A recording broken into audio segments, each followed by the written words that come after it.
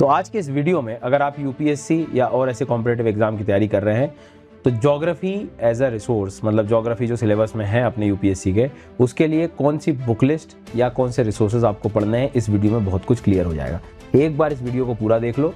सारे टॉपिक्स के हिसाब से अपन ने इसमें डिस्कस किया है, किस चीज़ के लिए कौन से टॉपिक, कौन सी एनसीईआरटी स्पेशली 11th की 12th की कौन सी अपने को कंसिडर करनी है।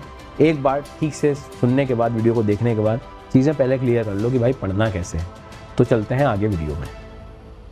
Let's start with the geography book list. Let's start with geography. Sir geography के नाम पे ये इतनी सारी एनसीईआरटीज आनी है, तो कौन सी इशू पहले पढ़ें, उसमें कौन से चैप्टर्स देखने हैं, थोड़ा परिचय दे पाए। सर मैं सबसे पहले तो कहूँगा कि ये जो दो एनसीईआरटी हैं, जिसमें फंडामेंटल ऑफ फिजिकल ज्योग्राफी और इंडिया फिजिकल एनवायरनमेंट जो है, हिंदी मीडियम के आप अगर लर्नर हैं तो ये भौतिक भूगोल के मूल सिद्धांत है और भारत भौतिक पर्यावरण, पहले इनको ही करना है। 70 to 80% क्वेश्चन इसी से कवर हो जाते हैं। फिर अगर कुछ अजीब व अतरंगी थोड़ा ह्यूमन इकोनॉमिक ज्योग्राफी वगैरह पे आते हैं तो ये दो एनसीईआरटी पे हम कर रहे होते हैं। बट ये 12th क्लास की ह्यूमन ज्योग्राफी के कुछ चीज़ें और कुछ थोड़ा इकोनॉमिक एस्पेक्ट है, बट ये कुछ चीज़ें इकोनॉमी आप जब पढ़ाते हो तो उससे भी कवर हो जाता है। तो ध्यान सबसे ज़्यादा इस पे अपने को लगाना है। इसमें अगर मैं इंडेक्स को लेकर बात करूं तो क्लास 11th में भी क्या है कि रैंडम हम कई बार कहीं से भी शुरू कर देते हैं।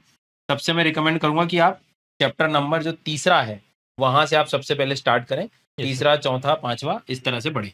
उस प्रकार से sir physical geography, Indian geography में भी सर हम वही कहेंगे कि आप स्टार्टिंग अगर करनी हो तो इंडेक्स में, जैसे मैं कहूँ तो पहला वाला जो चैप्टर है इसका वो बेसिक इन्फॉर्मेशन है, क्योंकि इस बार भी क्वेश्चन यहाँ से था स्टेट वगैरह की बॉर्डर्स वगैरह को लेके, बट इसके हर एक चैप्टर काम के हैं, मतलब एटलीस्ट नेचुरल वेजिटेशन तक तो आपको करना चाहिए। आखिरी वाला तो डिजास्टर मैनेजमेंट वगैरह में यूज हो जाएगा। तो ये यहाँ से आप मैक्सिमम 60 to 70% क्वेश्चन देख पाते हो अगर आपका मैपिंग वगैरह स्ट्रांग है। तो ऐसे ही जब मैं ह्यूमन इकोनॉमिक ज्योग्राफी में आऊँगा तो इसमें एटलीस्ट आपको अगर कुछ करना ही हो कि सबसे ज़्यादा मुझे सर इस पर ज़्यादा ध्यान देना है, तो इसमें थोड़ा सा जनसंख्या वाला जो पार्ट है उस पर कुछ primary, secondary, tertiary activities, transport, communication में ये कहूँगा कि आजकल ये सब करंट अफेयर बेस्ड हो गया है। असल में ये बुक बहुत दिनों से ऐसी अपडेट भी नहीं हुई है, तो स्पेशली आपको वाटरवेज जो होते हैं, पोर्ट्स जो होते हैं, और साथ ही साथ कुछ मिनरल एक्टिविटीज़ जो, जिसका हर साल मैं वैसे भी वीडियो बना देता हूँ, तो इसका अपडेटेड पार्ट अगर जहाँ भी मिलता है वहीं पढ़ना है, तो ज़्यादा एनसीईआरटी से मेरे हिसाब से ज़्यादा परेशान नहीं होना है इसमें। अब लास्ट में अगर हम लोग देखें, ये जो एनसीईआरटी है specially India people and economy में, इसमें पॉपुलेशन एक जनरल पैटर्न दिया है, इसको जरूर पढ़ना चाहिए। डायरेक्ट कई बार नहीं आता लेकिन मेंस में काम आता है एग्जांपल्स देने के लिए। ग्रीन रेवोल्यूशन वगैरह के उसमें भी ये काफ़ी काम का आ जाता है। एग्रीकल्चर वगैरह का भी जो बेसिक है कि टाइप्स ऑफ एग्रीकल्चर कितने अलग अलग तरीकों से की जा सकती है वर्ल्ड वगैरह इनमें उनमें, तो वहाँ पे भी हमें थोड़ा सा जो है ये यूज़ होता है, बट ये मेन्स एस्पेक्ट में थोड़ा बहुत कंटेंट यूज़ हो सकता है। अगेन मैं कहूँगा ये दोनों एनसीईआरटी का टॉपिक तुम्हारे लिए काम का है, लेकिन डेटाबेस अगर बात करें तो अपडेट रहना पड़ेगा। उसके लिए यूट्यूब वगैरह पे जो मेरी क्लासेस आती हैं वो जरूर देखनी चाहिए आपको, क्योंकि इसमें फैक्ट्स, डेटा है, जैसे क्रॉप्स का डेटा हो गया, मिनरल का डेटा हो गया, वो हर साल अपडेट होगा, प्रोडक्शन चेंज होगा। इसलिए आपको मेरे हिसाब से क्लासेस अगर आप लेंगे तो मैं हर साल फाइनल वीडियो की सीरीज भी बनाता हूँ एग्रीकल्चर मिनरल वाली, वहाँ से आप डेटा अपडेट कर लेना। अगेन आई एम सेइंग ये दो एनसीईआरटी बहुत ज़्यादा काम। और मित्रों इसमें से भी किस प्रकार के प्रश्न आते हैं और उस हिसाब से क्या एक्स्ट्रा तैयारी करनी है, वो सब हम स्मार्ट बोर्ड पर इसके बाद बात करते हैं। चलिए इस वीडियो को जारी रखा जाए। आगे बढ़ने से पहले मैं आपको एक इन्फॉर्मेशन देने आया हूं कि अगर आप यूपीएससी की तैयारी कर रहे हैं so this is the best place, यानी कि अनअकैडमी, जहां पर आप इंडिया के सबसे टॉप एजुकेटर्स, बेस्ट एजुकेटर्स, जो जिनको बहुत अनुभव है इस एग्जाम का कि कैसे क्वेश्चंस आएंगे, किस तरह से पढ़ाना है, आपको चीजें याद कैसे करवानी और आपका सिलेबस समय पे कैसे कंप्लीट कराना है। इस बार के रैंक 1 अनुज अग्निहोत्री जी भी ये ऑनलाइन क्लासरूम के हिस्से थे। इन्होंने घर बैठ के तैयारी करी है, कोई ज़रूरत नहीं है बड़े शहरों में जाकर पैसा खर्च करने की। शांति से घर बैठो, अच्छा भोजन करो, इंटरनेट रखो और इंडिया के बेस्ट एजुकेटर का एक्सेस लो। मात्र 16,999 में आपको सब्सक्रिप्शन मिल रहा है। लेकिन ध्यान रखो एक बहुत अच्छी चीज़ और है, अगर आपको 2028 में एग्ज़ाम देना है, 29 में एग्ज़ाम देना है, तो आपको यही कहूँगा मैं कि यहाँ पर जो ऑफ़र आज चल रहा है, जो कि आज ही एंड हो रहा है, ऑफ़र सुन लो एक बार, जो महीने का आप सब्सक्रिप्शन ले रहे हो उतने ही महीने का फ्री मिल जाएगा। 9 महीने का 18 महीने हो जाएगा, 12 महीने का 1 साल का ले रहे हो 1 साल पूरा फ्री मिल जाएगा। लेकिन अब स्पेशल चीज़ क्या है जो आज एंड हो रही है, वो है ट्रिपल ट्रीट, यानी कि आपको जितना सब्सक्रिप्शन मिल रहा है उसमें एक बार तो उतना फ्री मिल ही जाएगा, लेकिन अगर उसके बाद आपने प्रीलिम्स एग्जाम दिया नहीं निकला तो आपको 12 महीने का या 9 महीने का या 18 महीने का अकॉर्डिंग टू द सब्सक्रिप्शन फिर से फ्री मिल जाएगा सब्सक्रिप्शन। अगर एग्जाम नहीं निकलता है तो बजाय शर्त यह है कि आपको 500 घंटे कम से कम क्लासेस पूरी लेनी होंगी, 35 टेस्ट लगाने होंगे प्रीलिम्स के और 35 मेंस के, तो उसके बाद आपको ये सब कुछ मिल जाएगा। अगर प्रीलिम्स नहीं निकला तो मतलब मान के चलते तब तक तो एग्जाम निकलने की स्थिति आई जाती है। डिस्काउंट कोड बताने की जरूरत नहीं मुझे, SGYT10 यूज करना है, इसकी लिंक नीचे डिस्क्रिप्शन में मिल जाएगी। ऑफर आज एंड हो रहा है, मिस मत करो। मैं कह रहा हूँ आप अगर काफ़ी दिनों सेल्फ स्टडी कर रहे हो, नहीं चीज़ें मैनेज हो पा रही हैं, डिसिप्लिन नहीं बन पा रहा है, सिलेबस कंप्लीट नहीं हो रहा है, आंसर राइटिंग नहीं हो रही है, चीज़ें याद नहीं हो रही हैं, सब कुछ यहाँ पर कवर हो जाएगा प्रॉपर डिसिप्लिन कोर्सेज के साथ। और एक बार सब्सक्रिप्शन लेकर आप सारे एजुकेटर की कोई भी क्लास, कोई भी बैच, सब कुछ ज्वाइन कर सकते हो। सब पूरा प्लेटफॉर्म आपके लिए फिर वो फ्री हो जाएगा, ठीक है, यूपीएससी के लिए। थैंक यू सो मच, सारी लिंक नीचे मिलेगी। बढ़ते हैं आगे। तो मित्रों, सुदर्शन सर ने हमें ज्योग्राफी की जो अलग अलग किताबें हैं उसमें क्या कितना काम का है बताया। अब सर कुछ पीवाईक्यू देख के थोड़ा और अंदाज लिया जा सके कि मतलब किस प्रकार के प्रश्न आते हैं, कहाँ उपयोगी है, कहाँ थोड़ी और मेहनत मांगता है, क्योंकि 4 किताबें आपने जो बताई। तो सर जैसे मैंने कहा था कि ये 11th की है और ये 12th की है, लेकिन प्रॉब्लम ज्योग्राफी की यही है कि मैंने आपको बुक लिस्ट तो बता दी, पर इसमें कोई सिलेक्शन तो होना नहीं, आपको पढ़ना पड़ेगा। फिर आप पढ़ने बैठोगे, जब पढ़ने बैठोगे तो तुम्हें आधी चीज़ समझ आएगी, आधी चीज़ नहीं समझ आएगी।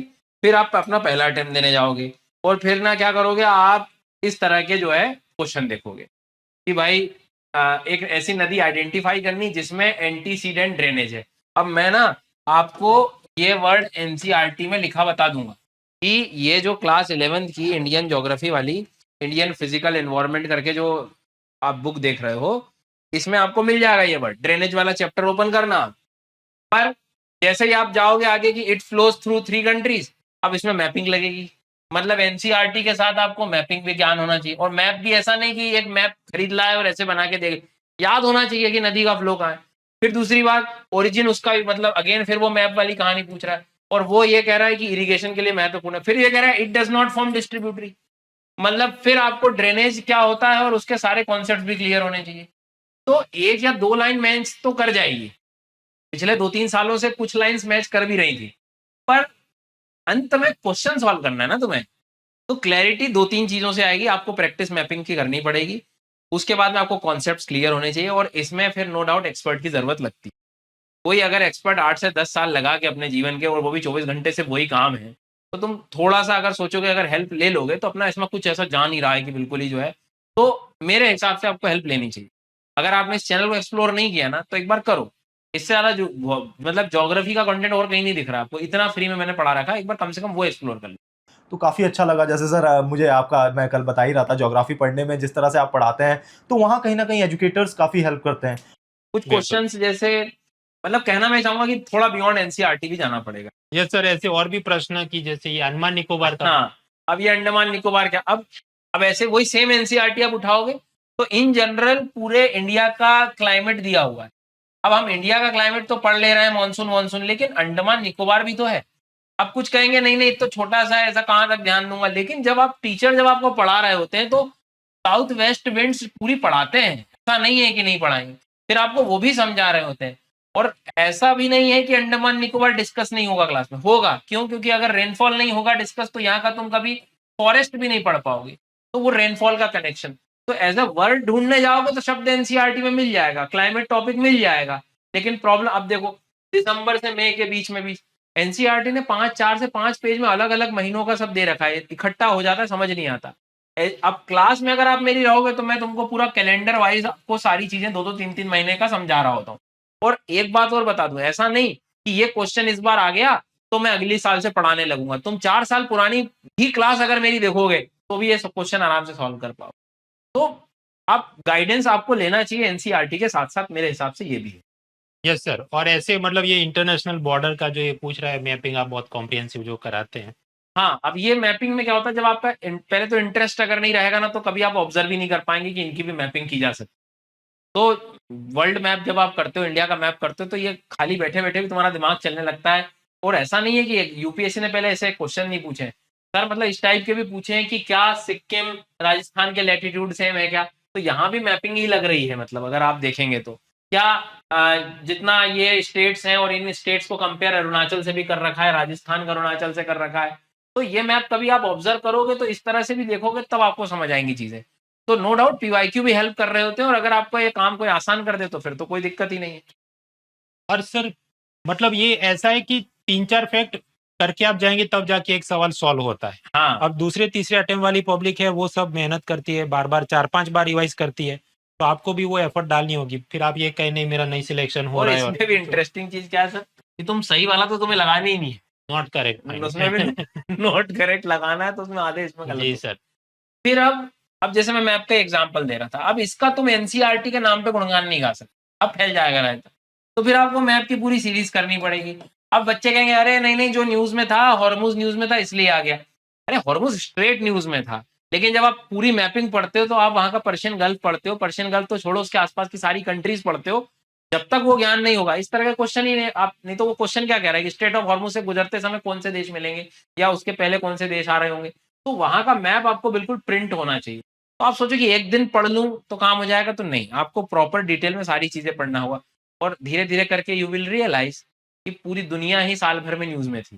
तो एक बार आप मतलब पूरा मैप ढंग से पढ़ लेना चाहिए, 15-16 क्लास रहती है सर।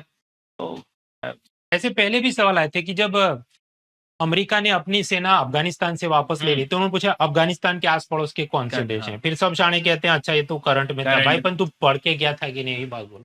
अब इसमें भी देखो वही कि ये वाली जो लाइन है, ये लाइन आपको एनसीईआरटी वही सेम एनसीईआरटी में मिल जाएगी, लेकिन फिर अब वो हिल्स वगैरह हो और आपको मैपिंग याद हो, तो लास्ट ईयर भी इनने मैप की एक लाइन जोड़ी है। और ये मैप ऐसा नहीं कि आप रट्टा लगा लो कि ये वाला आंध्र प्रदेश में है, ये तेलंगाना में, आपको लोकेशन पता होनी चाहिए। मतलब अगर ये एमपी है और एमपी के नाम पे अगर ये सतपुड़ा है, तो सतपुड़ा में अगर इस साइड मैकाल है आपके लिए, तो मैकाल का सतपुड़ा से कनेक्शन पता होना चाहिए। नहीं तो ये लोग क्या करते हैं, क्या मैकाल सह्याद्री का हिस्सा है क्या, तो सह्याद्री और मैकाल मैच नहीं होता, इसलिए रॉन्ग कर पाते हैं हम लोग। तो ये इमेजिनेशन लगता है भैया, मैपिंग बहुत जरूरी है, आपका आधा काम आसान हो जाएगा। और ये जो बी शेप है ये फिर फिजिकल ज्योग्राफी वाला कॉन्सेप्ट हो गया। मतलब ये वो क्वेश्चन है जिसमें ये इंडिया की एनसीईआरटी वाली और फिजिकल ये दोनों एनसीईआरटी मैच करा के इनने जो है एक एक स्टेटमेंट बना के दे दिया, और बीच में मैपिंग का जोड़ दिया और ये फिर बना दिया। मतलब अप्रोच थोड़ा एनालिसिस वाला दिया है, और जो कॉम्प्रिहेंसिवली पढ़ के गए बच्चे उन्होंने किया भी है सही। मतलब हाँ जी सर, मतलब मेहनती लोग तो हैं ही जो ये सब करते हैं। अब ये जो यही वाली जो लाइन मैं कह रहा था उसी एनसीईआरटी में एज इट इज लाइन हम पढ़ते भी हैं सारी चीजें, मैपिंग वैपिंग का पार्ट कैसा सब्जेक्ट हुआ क्या हुआ। Yes sir. अब सर कुल मिलाकर इतनी सारी जो किताबें यहाँ पे फाइनल ओवरव्यू दे पाए। तो इसमें मैं बस यही कहना चाहूंगा कि ये एनसीईआरटी आपको पढ़नी है अगर सेल्फ स्टडी कर रहे हैं, तो इसमें आप थोड़ा मैपिंग का पार्ट जरूर ऐड करें। और नहीं तो जब आप मेरी कॉम्प्रिहेंसिव क्लासेस आप ऐड करेंगे तो फिर क्या है, ये तो प्रीलिम्स की बात होगी, आपको मेंस भी देना है, आपको हिमालय से क्लाइमेट चेंज को भी कनेक्ट करना है, आपको ड्रेनेज भी बेसिन पे भी कनेक्ट करना है, आपको लैंडस्लाइड भी कनेक्ट करना है, आपको डिजास्टर मैनेजमेंट करना है, आपको फ्लड ड्रॉट साइक्लोन्स, ये सारी चीजें पता होनी चाहिए इंडिया के रिस्पेक्ट में, वर्ल्ड के रिस्पेक्ट में, हीट वेव क्या है, मानसून का इम्पैक्ट, एल नीनो ला नीना, ये सारी चीजें कई बार एनसीईआरटी में नहीं मिलेंगी। तो इसके लिए आपको गाइडेंस बहुत ज़रूरी हो जाता है। जो तुम्हारा काम आसान कर दे इस प्रिपरेशन में, उसके साथ आपको डेफिनेटली पढ़ना चाहिए। ये समय खुद के एक्सपेरिमेंट करने का नहीं है। जीवन में इतना समय वैसे ही निकल गया है। 1-2 साल 3 साल ले लो, अच्छे से पढ़ लो और एकदम अफोर्डेबल प्राइसेस और ये सब प्राइस यस में सर। सब कुछ कवर हो जाएगा। मतलब मित्रों बात ऐसी है कि एनसीईआरटी और उसके ऊपर भी बहुत सारे कंसेप्ट, बहुत सारे मैप्स आपको पता होना चाहिए। तो हमने ज्योग्राफी की तो एक कॉम्प्रिहेंसिव समझ ले ली सुदर्शन सर से। सर इसके अलावा एनवायरमेंट, डिजास्टर मैनेजमेंट भी प्रीलिम्स और मेंस के लिए पढ़ा रहे हैं।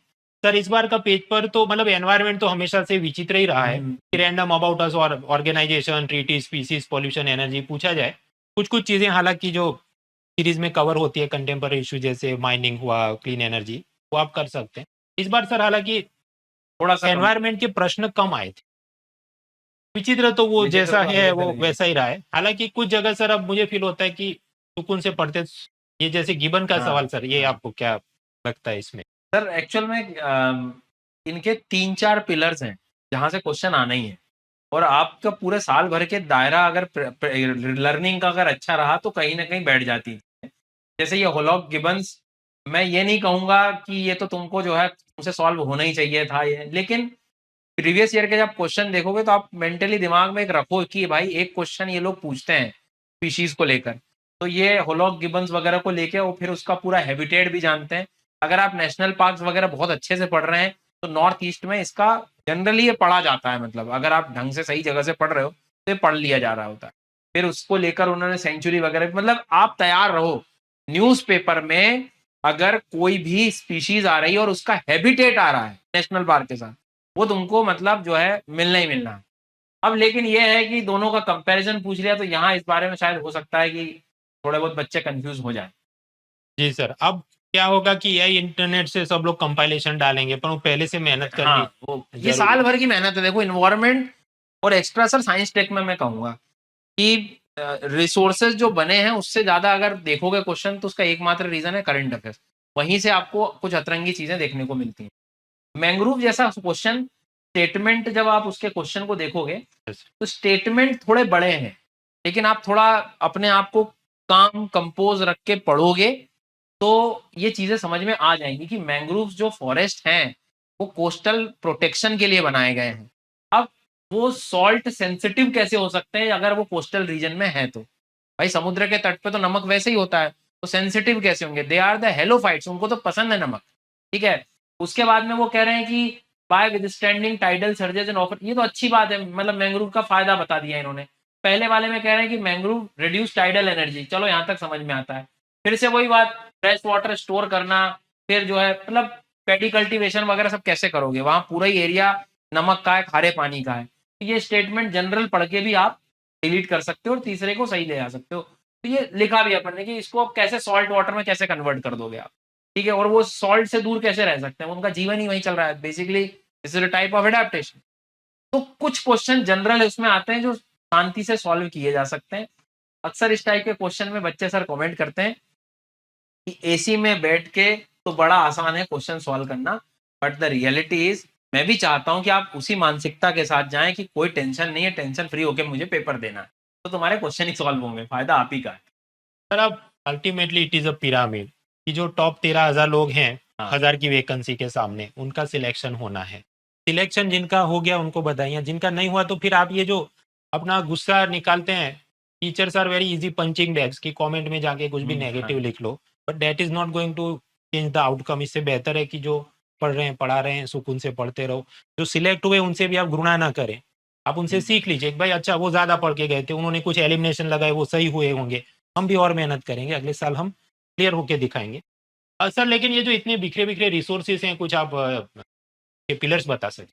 इसमें मैं बस आपसे यही कहूंगा सर कि मान लो 12-15 क्वेश्चन आ रहे हैं तो आपका टारगेट सिर्फ 6-7 क्वेश्चन को सही करने का होना चाहिए। पहली चीज बहुत ही किसी को कुछ भी लग सकता है, पर मैं आपसे कहूंगा 7-8 क्वेश्चन अपने टारगेट बनाओ।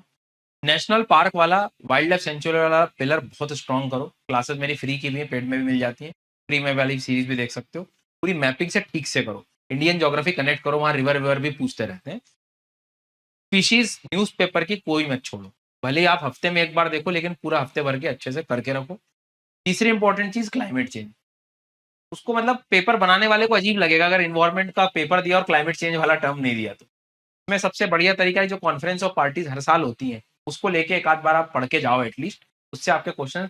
लेकिन इसमें मैं 2 बार से देख रहा हूँ सर, उस ईयर का ना पूछते वो 1-2 साल पुराना भी पूछ ले, तो सारे वीडियोस डले हुए हैं वो, उनसे आप देख सकते हो।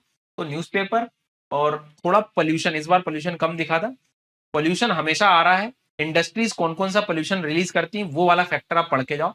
ऐसे 6-7 क्वेश्चन टारगेट करो मेरे हिसाब से।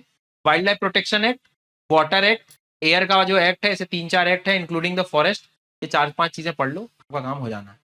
बहुत कोई किताब खरीद लूं पूरा पढ़ लो, पर वो आना वैसे अतरंगी न्यूज़पेपर से, तो थोड़ा ध्यान आप सिलेक्टिव पढ़ो, स्मार्टली पढ़ो इन्वॉल्व। जी सर, जैसे एक जमाने में शंकर आईएएस की बुक चलती थी, पर आजकल रिटर्न ऑन इन्वेस्टमेंट के हिसाब से ऐसे जो भी मटेरियल वगैरह चल रहे हैं, वो थोड़ा करंट अफेयर्स के चक्कर में सर कितनी बार अपडेट करेंगे फिर। वो कुछ और ही जा रहा है। मतलब अब जैसे वो लेटेस्ट पार्क सेंचुरी के बारे में, अब वो मध्य प्रदेश में, राजस्थान में नहीं है, इस टाइप के जो सवाल तो आते हैं। इसमें अगर हम लोग बात करेंगे तो इसमें वो क्वेश्चन में दिखाना चाहूंगा एक बार। तो अब जैसे माधव नेशनल पार्क है, आप नॉर्मली पढ़ लोगे कि हाँ ये तो एमपी में है, एमपी के नेशनल पार्क में है, क्योंकि किसी की पीडीएफ मैंने डाउनलोड कर ली थी तो उसने लिस्ट बना के टेबल बना के एआई से बना के दे दिया था। भाई नहीं होता है ऐसे, मतलब आप मतलब इतना ही आसान होता तो फिर अपने को 50-50 घंटे नहीं लगते। ये मैप से पढ़ना पड़ता है इनकी लोकेशन, फिर उसमें तक लिखा है मैंने कि भाई ये टाइगर रिजर्व भी बना है, और तुम देखोगे तो उसमें नॉर्मली ये लिखा है पहले स्टेटमेंट की टाइगर रिजर्व भी है क्या। फिर दूसरा पढ़ रहा है कि सांख के सागर उसके पास आपको देखने को मिलेगा, ये मैपिंग में सांख के सागर तक बता रखा है कि भाई तू मैच कर ले यहाँ पे अंदाजा ऊपर का। तो इसमें और ऐसा नहीं है मैं अकेले, बच्चे सर बार बार आते हैं, पढ़ते हैं, पोल करते हैं, तब जाकर ये कन्वर्ट होता है। तो आप मैपिंग वाला पार्ट ठीक रखो अपना, नेशनल पार्क वाला पिलर क्वेश्चन वहां से कई बार मिल जाए। और मित्रों, ये ऐसा भी नहीं है कि आप बस कोर्स लीजिए तो ही आपको सब पढ़ने मिलेगा। आप अनअकैडमी ऐप इंस्टॉल करें, हाँ। सुदर्शन गुर्जर सर सर्च करें, उनके फ्री क्लासेस टैब्स में जाइए। काफ़ी सारी चीज़ें सर ने पढ़ाई, तो जिन लोगों को परिचय नहीं है सर का, तो पहले आप वो देखिए, यू विल रियलाइज़ कि सच में ये जो बातें जितनी गहराई से यूट्यूब पर आजकल मतलब ज्ञान देने वाले और सब बहुत सारे आ गए हैं, पर सच में पढ़ाने वाले टीचर्स बहुत कम हैं। सुदर्शन सर उनमें सिरमौर हैं, और टॉपर्स भी हर बार उनका नाम लेते ही हैं। इस बार भी ऑल इंडिया रैंक 1 ने रूबरू का है कि मैंने आपके, क्योंकि वो तो मेडिकल रेसिडेंसी उनकी चल रही थी और साथ ही साथ करना सब मुश्किल था, ऑनलाइन पढ़ाई की। क्योंकि ह्यूमैनिटीज़ मैंने इतने पढ़े नहीं थे, ऑल्दो 10th तक मुझे सोशल साइंस और जो सब्जेक्ट्स हैं, लाइट सब्जेक्ट काफ़ी अच्छे लगते थे। लेकिन सर उसके बाद एक डेफ़िनेटली एक टच छूट जाता है, काफ़ी चीज़ें मिस हो जाती हैं। बट वही एकदम से जो जिस इंटरेस्टिंग वे में पढ़ाया जाता है अनअकैडमी पे, तो काफ़ी अच्छा लगा। जैसे सर मुझे आपका मैं कल बता ही रहा था ज्योग्राफ़ी पढ़ने में जिस तरह से आप पढ़ाते हैं, तो वहाँ कहीं न कहीं एजुकेटर्स काफ़ी हेल्प करते हैं। और सिर्फ ज्योग्राफ़ी नहीं, बाकी भी एजुकेटर्स हैं सर। हिस्ट्री में सर काफ़ी कुछ चीज़ें आपको जानने को मिलती हैं। इकोनॉमिक्स के फंडामेंटल्स मृणाल सर बहुत स्ट्रॉन्ग कराते हैं। तो सर ऐसे हेल्प होती है सर। तो बाकी ऐसे बहुत सारे टॉपर्स को भी फायदा हुआ है। Do take benefit of this things.